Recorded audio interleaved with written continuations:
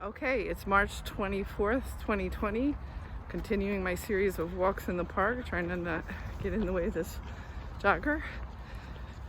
And so now we have some more data coming out of Italy. And the age group between 19 and 49 is much higher than it was here in China. So not sure why that was, but it is affecting the younger generation in a higher proportion in Italy. And also, unfortunately, the death rate in Italy is higher than the death rate they saw here in China. So my family said, as much as they like seeing me, probably people would prefer to see what it looks like here in Beijing. So I'll give you a view of the park, especially because the trees are now blossoming. So unfortunately, that's not great news to hear that the younger population is getting hit harder in Italy. I'm not sure if that's a difference of, the fact that people were following up closer, the restrictions earlier of isolation. The biggest success story so far has been Singapore, Taiwan, and Korea. Korea, again, is about the same population, 10 million less than Italy, but they have significantly lower number of cases and lower death rates. And the difference there was they tested very early and very aggressively. So it's not necessarily good news, and no one's going to be able. We live in a society where we get the answers instantaneously, and the truth of the matter is, in the middle of an epidemic, it's like being in the middle of a war. You don't have all the numbers immediately. We won't have or know all the numbers, maybe ever, but certainly not in real time. Magnolias are out in force. These guys are just starting to bloom, but some of the other ones here. So the people have said the numbers are wrong in China. They're underreporting. I think that even the Chinese would say, of course, they didn't get 100% accurate numbers on the death toll, etc., because it's like being on a battlefield.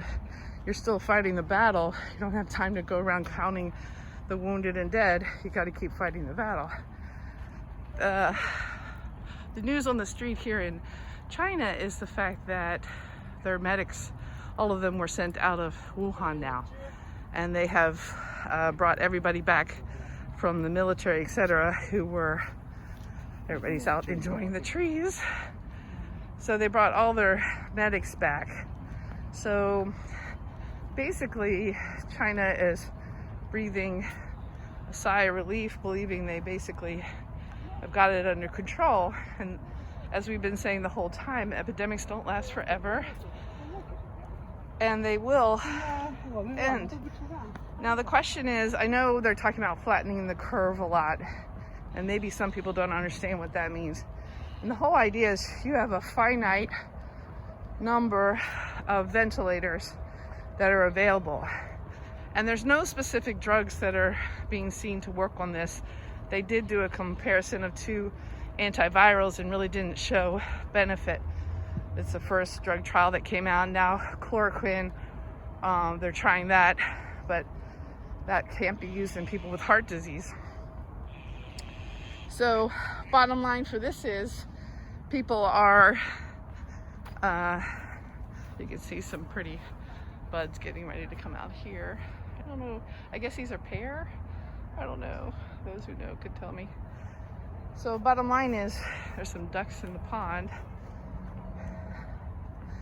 Bottom line is the true care is just supportive care, which means you give, when someone has shortness of breath, not like me from running, but from the disease, then they might progress to respiratory failure and need a ventilator to be supported.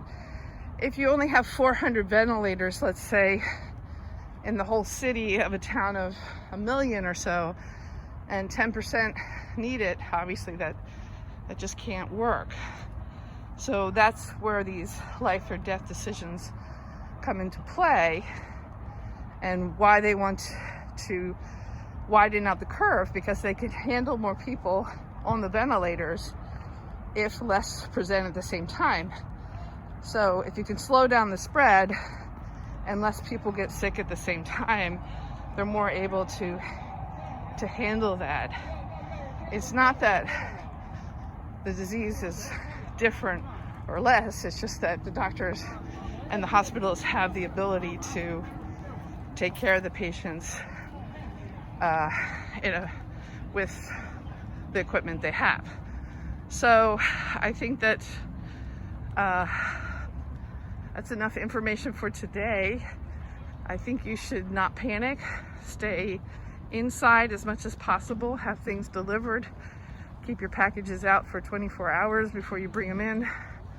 Be careful with plastic and steel. That looks like 3 days a virus can live. And keep your family and yourself safe. Really, really hoping the best for you guys across the world. Our prayers are with Italy, Europe, and the United States. And you will get through this. And just like the spring comes, it always comes. With love from China.